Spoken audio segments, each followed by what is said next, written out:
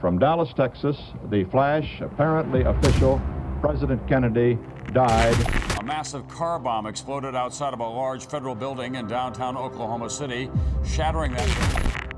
Jim, just a few moments ago, something believed to be a plane crashed into the South Tower of the World Now to growing Trade concerns about the deadly coronavirus officially hitting the U.S.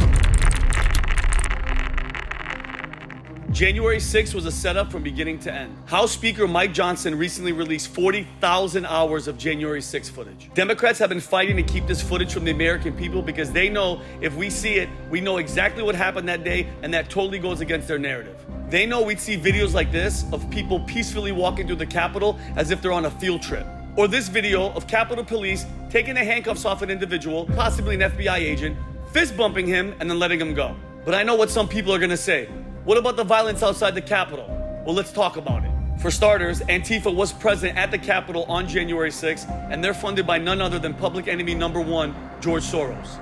And when you have Congress asking the director of the FBI, Christopher Wray, how many federal agents were in the crowd or how many confidential human sources were inside the Capitol dressed as Trump supporters before the doors were open, he can't answer. Did you have confidential human sources dressed as Trump supporters inside the Capitol on January the 6th? Prior to the doors being open?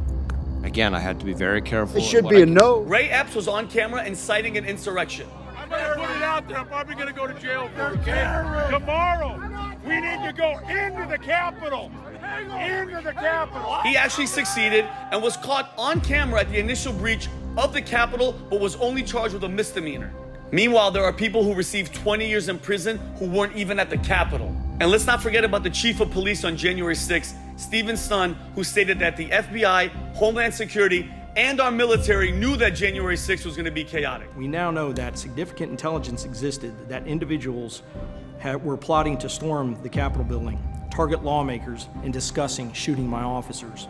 And yet no intel agencies or units sounded the alarm. And when all hell broke loose, it took 71 minutes for the National Guard to be dispatched. The New Jersey State Police showed up before the National Guard, and they're over 4 hours away. They knew January 6th was going to be insane, but they let it happen on purpose. Another lie that's been perpetrated by the left is that multiple officers died on January 6th. That's a lie. The only person that was murdered on January 6th was Ashley Babbitt, an unarmed United States Air Force veteran who was shot in the neck by Lieutenant Michael Byrd, who was never charged for the incident. And if you're one of these people walking around saying that January 6th was worse than 9/11, you are an idiot. Steve Schmidt, I'm talking to you. January 6th was a trap used to throw innocent people in prison for protesting what they thought was a stolen election, and the tapes prove it. Thank you guys for watching Venting with Vinny. Just an FYI, my good friend Patrick McDavid's book, Choose Your Enemies Wisely, comes out December 5th.